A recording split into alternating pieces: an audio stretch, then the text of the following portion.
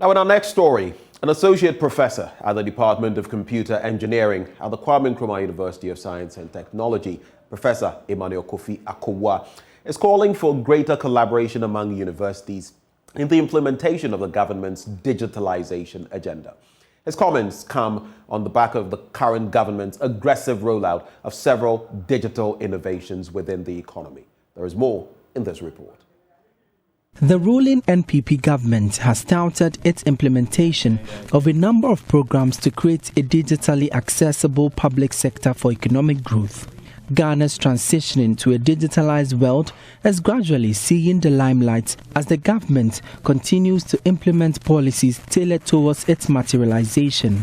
However, some of its initiatives have suffered some challenges with their implementation.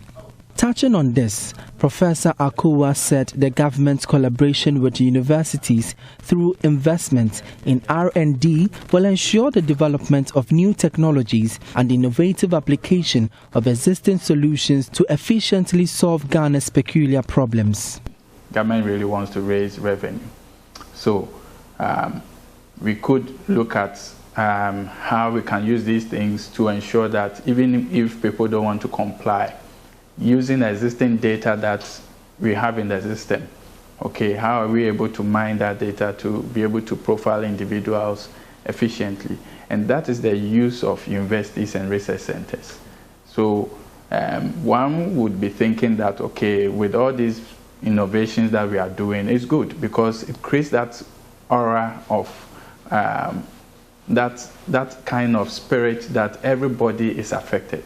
But somebody would expect that maybe we will put 1%, 5%, 2%, something down and give it to people in that area, i.e. universities, to really start thinking ahead as far as our problems are concerned so that we don't get there before we start looking for solutions. You see, so I'll give you an example. Revenue is a big problem to us. Naturally, we don't want to declare what we earn. We see that a lot of people outside the revenue basket and all that. And you know that government has been doing so much. Now we are linking our NIA cards to our banks, our phones and all that.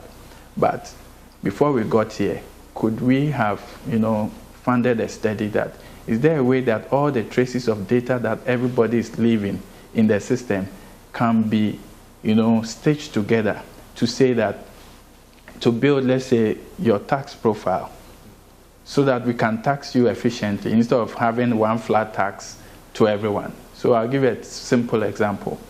We say that the informal sector is very difficult to tax them, isn't it? But right now, with the rate at which government is going, there are so many things which will be possible in future. So your mobile money is now going to be linked to your NIA card. Your bank account will be linked to NIA card. Everything will be linked to NIA card. So assuming we have an efficient system that can take these data and stitch them together, even if I don't want to pay taxes and I collect things cash, if I take money cash, I'll have to spend. If I want to spend, I'll give it to somebody. If I give it to somebody, a person will have to put it in a bank.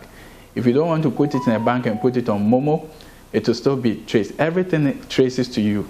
So at the end of the day, when I start spending and doing all sorts of transactions, is it possible for we to have a system that will build a profile of your income expenditure pattern, even using your communication and other data, packets that we leave, breadcrumbs that we leave in the system, to be able to identify that you are in this income bracket, and so this is how we want to tax you.